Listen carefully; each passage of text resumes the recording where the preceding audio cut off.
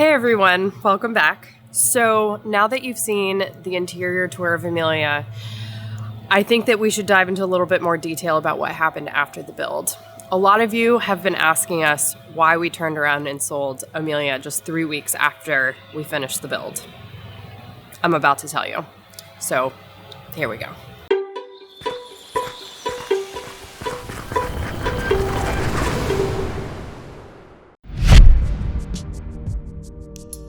As our work in the interior started to wind down in Amelia, there was some things that were happening behind the scenes that were paramount to us being able to leave. So to fully kind of describe to you what's happening in that scenario, I actually need to go back to when Amelia was made in the 80s. Back in the mid to late 80s, there was a recall on most Toyota motorhomes' rear axles. Unfortunately, it seems like the rear axles weren't rated for enough weight for the motorhomes to carry and then would fail catastrophically. It was super dangerous. So if you want some more information, I recommend giving it a Google because safety is important. Inform yourselves, people. When we found Amelia, she still had her original rear axle. We decided to go forward with the purchase of her anyways because 4x4 Sunriders are extremely rare. We have heard numbers as few as 25 are still on the road. So we decided to take on the extra burden of repairing or swapping or doing whatever to that rear axle to make it safe, just because we didn't think that we were going to be able to come across another 4x4 Sunrider. So we took that project on as our own to ensure the safety of ourselves and our vehicle after the build. So now let's fast forward 10 months. We're finally seeing the light at the end of the tunnel with our build in Amelia, and we still have yet to find a suitable axle for a replacement for our rear end. The reason why it was so challenging to find a proper rear axle was that we needed one that matched the gear ratio and it matched the front bolt pattern on our front wheels. The reason why that's important is we didn't want to have to carry two spares with two separate bolt patterns. It'd take up too much space. Long story short, we never found one and we needed to start looking into alternative options. After countless hours of research, trips to the Toyota dealerships, calls to all of these aftermarket part companies and in and out of the shop, we figured our best solution was to go to a full float conversion kit. By going to a full float, we had to drop down from being dualies, 2 wheels on each side, to being single wheels on the back side. We did enter this process cautiously, knowing that we could feel a little bit less stable on the road because we were losing 2 wheels worth of traction and a little bit of width in our stance. But at this point, we had too much money and too much time invested in this option to really turn back. And I really cannot stress how much time we spent just trying to get this situation figured out. And this is what we arrived at. And finally, after 1 month of being in and out of the shop, buying and rebuying and swapping out parts, we finally were done with the technical aspects of this build. And it was time for us to leave. Owen and I packed up and started to head north. Our plan was to go through Atlanta on our way to the Canadian Maritime provinces, where we planned on spending our entire summer. Unfortunately, we were only about 45 minutes north of Orlando when all of a sudden we kind of started to feel a little swerve. And before we could react, all of a sudden we kind of jerked to the side and came to a stop on the side of the road, and our wheel came off and was just rolling down the highway without us and managed to cross over about 4 lanes of busy traffic and make it to the median somehow without getting hit by a car. When we got out to assess the damage, our fender flare came off and shattered into a bunch of pieces and was back a couple hundred feet in the highway. And like I said, the wheel was in the median on the other side, and our rotor was ground down because when the wheel came off, we went down onto it and glided to a stop on our rotor, and we had a few wheel studs that were sheared. We immediately called AAA, and unfortunately, we had forgot to change our policy from being a van to a motorhome, and they wouldn't come and help us. But the problem was we fell down onto our rotor and we're so close to the ground, we actually couldn't get our jack underneath to jack ourselves up. So we just kind of sat there, and I think that I was like crying on the ground and Owen was standing above me. It was just brutal after spending 9 months perfecting Amelia to see her so soon sitting on the side of the road with damage and issues, especially after everything that we had been through. So we're sitting on the side of the road, kind of unsure of how to put ourselves back together. And luckily, an off-duty roadside assistance guy spotted us going the opposite way on the highway and came back to help us. And he assessed the situation and said that we were going to be safe to drive the 45 minutes back to Orlando. And luckily, he had the equipment to get us off the ground and get our wheel put back on. Owen was brave and went across the 4 lanes of traffic and got our tire back. And I collected all the pieces of our fender. And so a huge thank you to the Good Samaritan who never gave us his name for putting us back together. But as we were leaving, some cops actually pulled over onto the side of the road, and apparently somebody had called in a domestic dispute taking place on the side of the road, which was Owen and I, apparently, and they wanted to come by and make sure that everything was okay.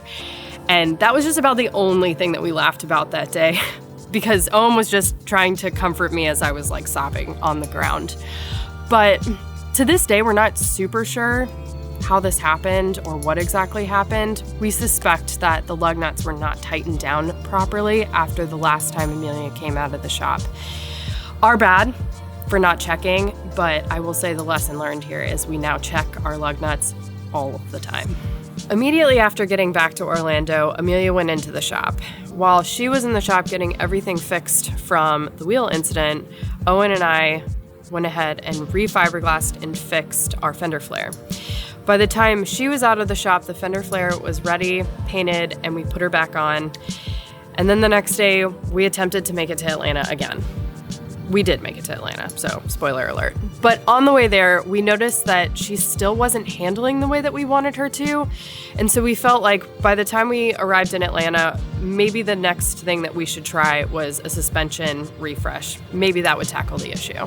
In Atlanta, Amelia went into the shop to have a full suspension overhaul. We got new leaf springs, new bushings, new shocks, all sorts of odds and ends like that, just to bring the suspension up to speed.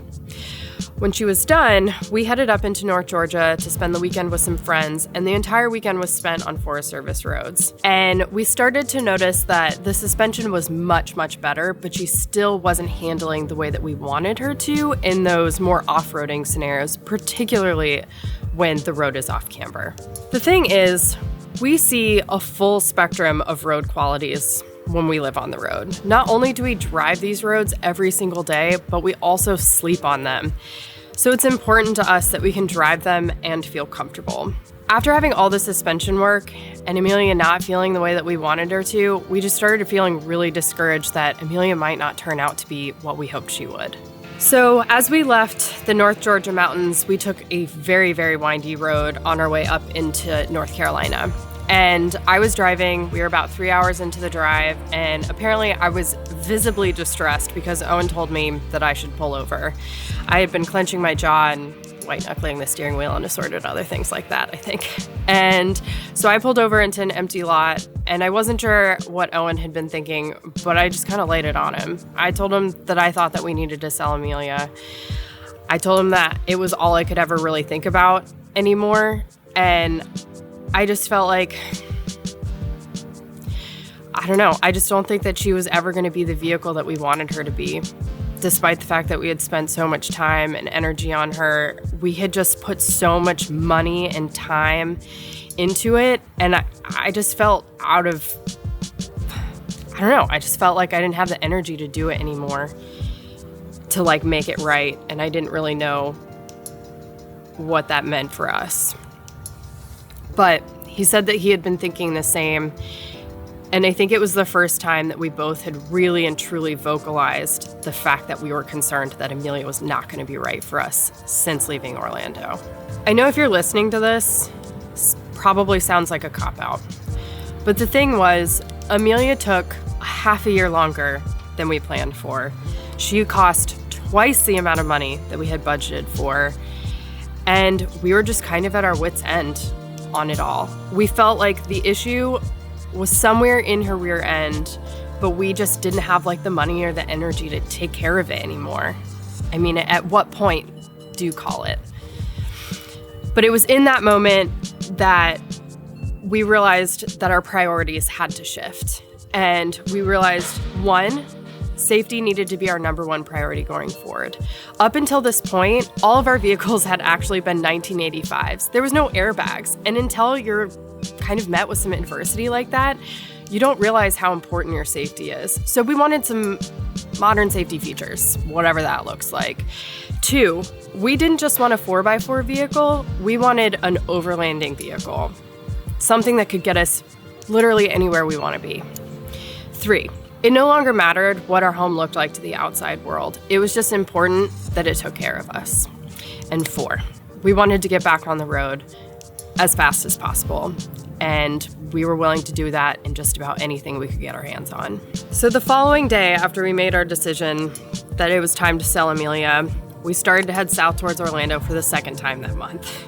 It's crazy, just saying it even now. But we headed south, and on our way, we stopped and we looked at a 2008 Toyota Tacoma that we ended up buying, and we have lovingly since named Lando. We wanted something simple, fast, and low maintenance, something that we could turn around and leave in really quickly to give us the opportunity to recover from all of this and to fall back in love with being on the road, because it had been so long since we had felt those feelings. I realize this sounds like a really fast and big decision to make, but if we've learned anything in all of this or all of our time being on the road, it's to trust our gut. And sometimes when you trust your gut, you can make really big decisions really quickly. And honestly, it hasn't steered us wrong yet. Once we made it back to Orlando with Amelia and our new Tacoma Lando, we put Amelia up for sale on our website. And in about 2 days, we had 175 emails of interested people in Amelia. I mean, I can't blame them. She looked so good. It was actually important to us that we sold her right then and there because we wanted to make sure that she went to her new family in her prime, her freshly remodeled prime. But after a lot of phone calls, we found the perfect new family for Amelia. They booked their plane tickets, and we're gonna come pick her up in about a week's time. While we waited for Amelia to be picked up, Owen and I dove headfirst into building our modest home in Lando's truck bed. For those who are interested, we will be doing a build video on our little setup in Lando and everything about the 3 days and less than $400 it took to build. We're really actually pretty proud of what we built in Lando because it felt like we took everything that we had learned from Amelia and were able to apply it to this new and actually very, very different setup. The day quickly came for Amelia to go home with her new family. That morning, we sat on Lando's tailgate and watched her ride off into the morning's light with her new family. Less than 15 minutes later, Owen and I pulled out of the same driveway, pointed north, and this time we actually made it to Canada.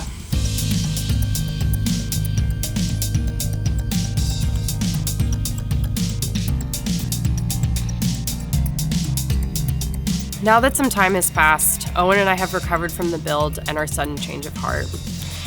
It was really sad to give up something that we had put our heart and souls into. It was really sad to say goodbye to our dream home, but the thing was, Amelia wasn't our dream rig. It would be really easy to get caught up in all the details of everything that went wrong with the build in Amelia. But the thing was, Amelia taught us so much that it feels like she actually served the purpose that she was supposed to in our lives. We learned the value of our time. We learned how to recover from failure. We learned a boatload of technical skills that I don't think that we would have ever learned otherwise. Got to work side by side with my dad for 9 months. Got to spend so much time with family that we otherwise wouldn't have the opportunity to be around as much. I learned that we can do anything that we put our minds to, even if it makes you cry before you try it. Most importantly, we learned what we do and do not want going forward. After leaving with Lando and heading north into Canada, we met countless incredible people and had probably one of the best summers of our lives. No, not a single thing went according to plan this year, but I think in the end it all went exactly how it was meant to. Owen and I don't regret any of it and would do it all again given the opportunity.